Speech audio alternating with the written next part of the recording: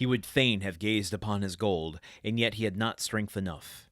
For an instant he leaned his head in his hands, as if to prevent his senses from leaving him, and then rushed madly about the rocks of Monte Cristo, terrifying the wild goats and scaring the sea-fowls with his wild cries and gestures. Then he returned, and, still unable to believe the evidence of his senses, rushed into the grotto, and found himself before this mine of gold and jewels. This time he fell on his knees, and, clasping his hands conclusively, uttered a prayer intelligible to God alone. He soon became calmer and more happy, for only now did he begin to realize his felicity. He then set himself to work to count his fortune.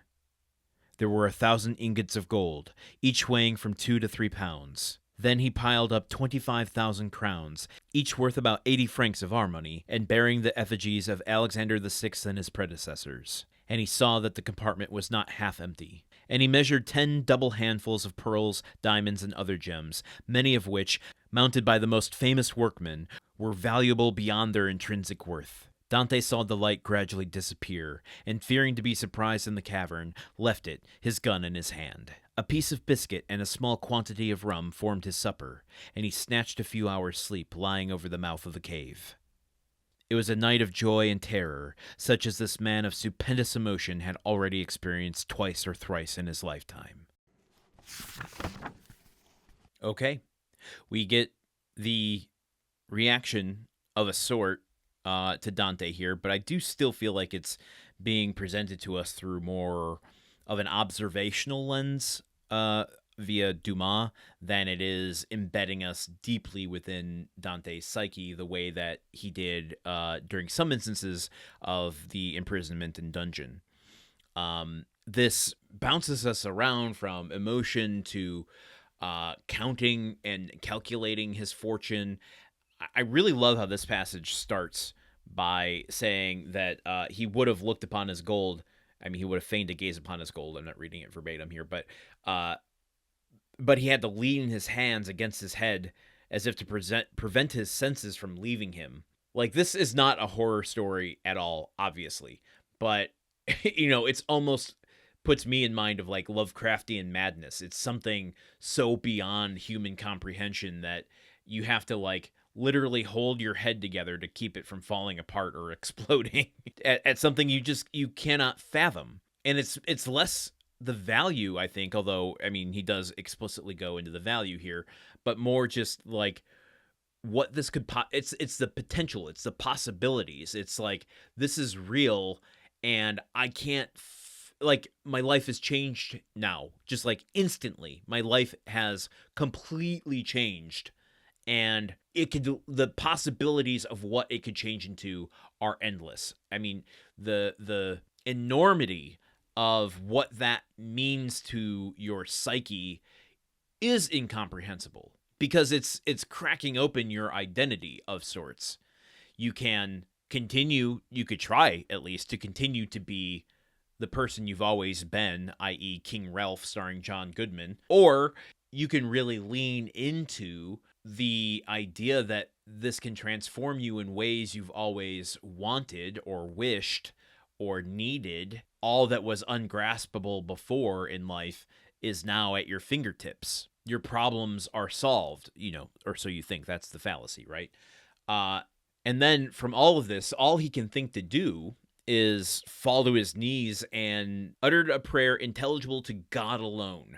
Like, suggesting words aren't even possible here. He's letting the emotion from his soul or his experience communicate directly to God. Interesting, though, that it doesn't say it's a thankful prayer to God, just an acknowledgement that God has given him this. And I don't know if that's important or not important, but as we're talking about what Dante wants to do with this fortune, I do find it telling through the, kind of in absentia, Dumas is implicating Dante in like, I'm acknowledging you, God, for providing this to me. But he's not thanking him for salvation necessarily. It's an acknowledgement. I might be reading too much into that. I did some fun research, and I have something I want to share with you anyway, so let's just keep going.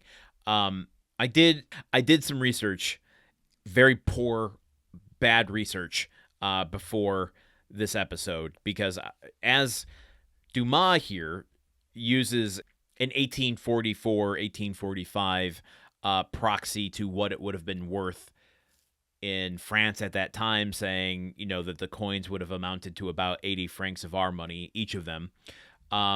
I decided, okay, how do I extrapolate that further and give us a 2025 rough estimate, at least in American money, of what this could mean? So I went and found just the very basic, not even the estimation of this is completely, almost speculative. So just take this with a grain of salt.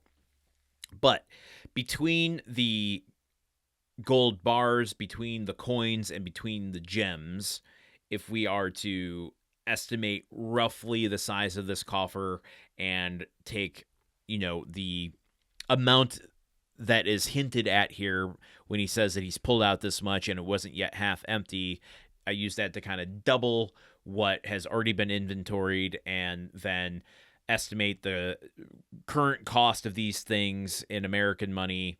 Blah, blah, blah, blah, blah. You don't need to know all of the calculations. Here is the very rough approximate value, low and high, to what this fortune amounts to in 2025. Conservatively, we're looking at about 193 million in gold and 100 million in gems for about $300 million.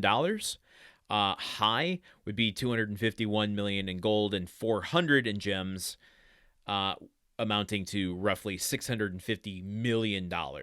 Do I need to say that again? And if we want to just average that out and say maybe $450 million, $450 million. $450 million. Is that true? Blah, I don't know. I mean, we could even just go with the 14 million that Faria had promised early on, right? And not even account for inflation and the varying value of gold and gems, etc. 14 million alone would be, enough. I think this is really just emphasizing the inability to comprehend how much money this is. I mean, it's not even life-changing. It's almost grotesque at this point. Dante, take your $1 million, go get your revenge, and then change the world with the other $400 million you've got. And that's a message not just to Dante, but to the billionaires of the world, the trillionaires of the world. Dare we ever get beyond trillionaires? Blah. Anyway, what a place to end chapter 24 as well. We talked about the serialization and him ending on a moment of revelation. Where's chapter 25 going to take us? I'm sensing here that we're coming close to the end of part 1. In fact, I wouldn't be surprised if this was the end of part 1. We won't know until tomorrow when we start chapter 25. But at a certain point, I feel like we're going to have a passage of time between chapters or between parts, because otherwise it's going to start to get repetitious. We've seen Dante now escape and go into town, and we've seen him make a choice and look at himself and transform himself at the costume shop and or at the shop that he gets his sailor suit. So we're coming up, I think, to a big shift in the story. This is such a big conclusion to everything we've been gearing toward, and leaving us with now a new dichotomy to look at of now Dante is an escaped man with a fortune and a hit list. That feels like a strong way to start a new part. Is there anything more that we need to conclude with this portion? Is there anything new we need to add to give context to the rest? Well, I can answer the former because I know what's been set up, and I think we're pretty much wrapping things up here. Is there a complication we want to introduce before we go into a new part? Maybe. That's for Dumas to say and us to experience. So I guess we can only find out by continuing into chapter 25 tomorrow. Since it's the end of the chapter, I'm going to go into the Patreon stuff in just a minute, but I said earlier this chapter that I had something I wanted to share with you about the creation of the show, and I'm surprised I haven't shared it yet. But I just want to call out and acknowledge, like, the idea for this came to me not entirely organically. My partner and her mother years ago, and this is their story to tell, not mine, so I'm just going to briefly summarize it, decided to read War and Peace together. And they decided to read a page a day until they finished it, and it took them 4 years. And I was fascinated by that, and they showed me, they have their books, and they've turned the book itself into kind of a scrapbook of their time over those 4 years reading it, and it's an amazing thing to behold. I find it to be so touching, and I also just found the idea of reading a book over that long of period of time without disengaging from it to be a weird and fascinating way to read something. And I'm like, oh, interesting. But then the 4 years kind of lingered in my head as we were entering into this new era that we're in, and it just like locked in my head. I'm like, oh, okay, well, what if we read a book over the course of 4 years to distract, to process, to engage, to disengage, to do all of the things, look at allegory and metaphor, to, I'm not trying to prescribe what the show is, but it was very intoxicating, the idea to have something to dedicate myself to over the course of 4 years, and these 4 years specifically. So I thought it would be fun to do it, and I looked for, the how I arrived at the Count of Monte Cristo was I was just looking for books that would roughly break down easily into 4 years. I didn't want to completely repeat what they did with War and Peace. So I continued looking and thought I would try to find something that dealt with big themes that we could break down over time. And the short list of long books included the Count of Monte Cristo, and it's something I've always wanted to read. I thought an adventure story might be kind of well suited to those intentions of a distraction or allegory or whatever. And here we are.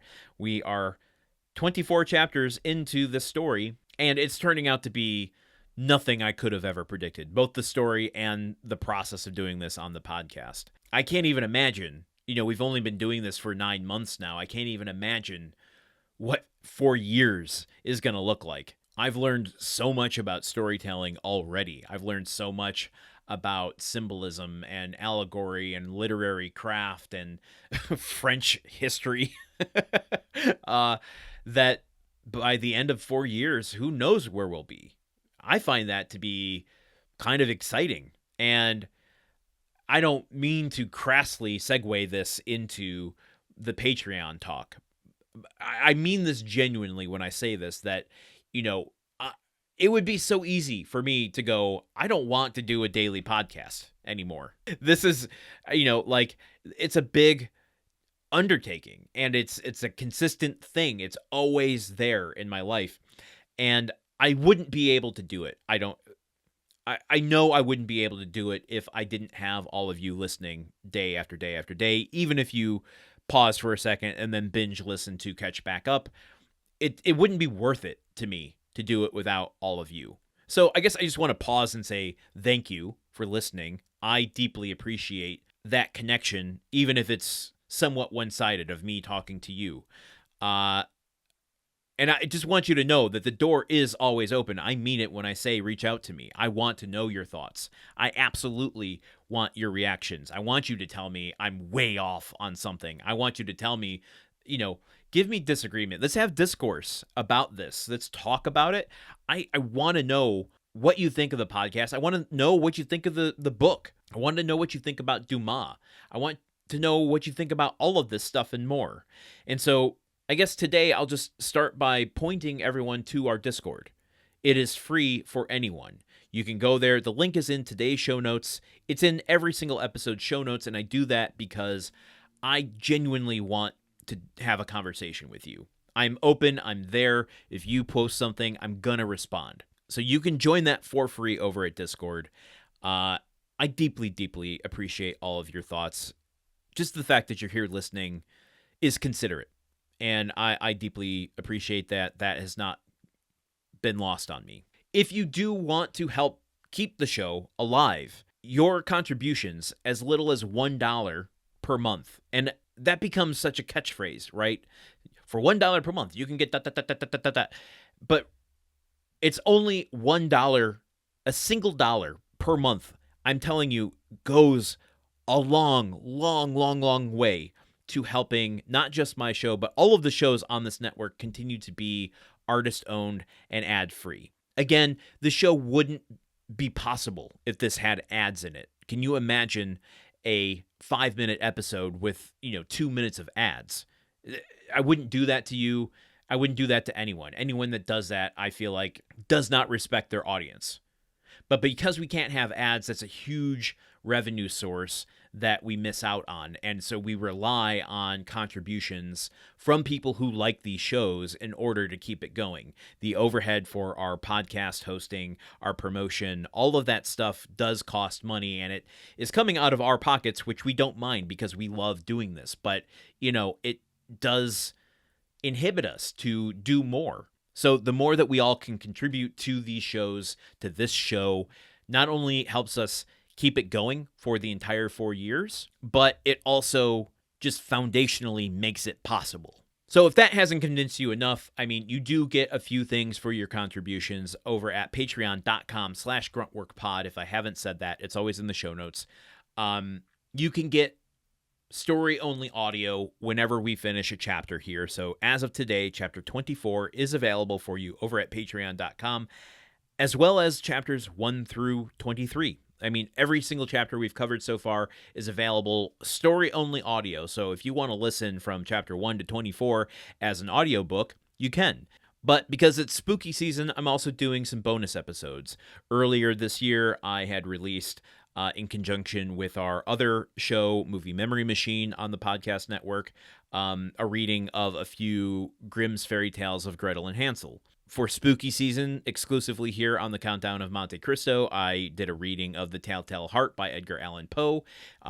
There's a wager out right now. If we get 5 ratings and reviews on Apple Podcasts, Spotify, YouTube, I will do another reading, this time of The Premature Burial by Edgar Allan Poe, just in time for Halloween. So if you like that, that's what you get for contributing over at the Patreon, patreon.com/gruntworkpod. And if you don't like those and you want something else, you can tell me over on the Discord, and I'm open, man. I'm not trying to, again, prescribe what you get. I'm guessing in the dark here and doing what I want until I hear otherwise. Your voice matters. Your voice is valued to me, so I want to hear from you. And lastly, if you can't contribute, you can still help get the word out about the show by leaving a rating and review, help get the algorithms to recognize the show.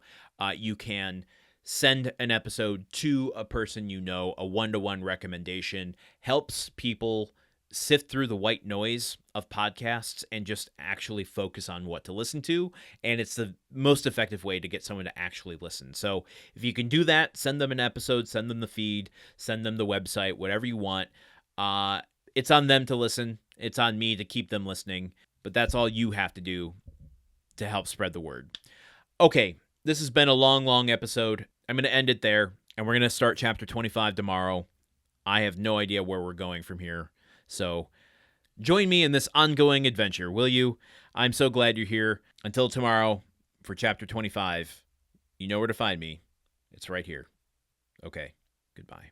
The Countdown of Monte Cristo is part of the Gruntwork Podcast Network. This show is produced, edited, and hosted by Landon Solano. The original text of The Count of Monte Cristo by Alexandre Dumas. Theme song by Magic Solo. If you want to support the show and others like it, visit patreon.com/gruntworkpod. Thank you for listening. See you tomorrow.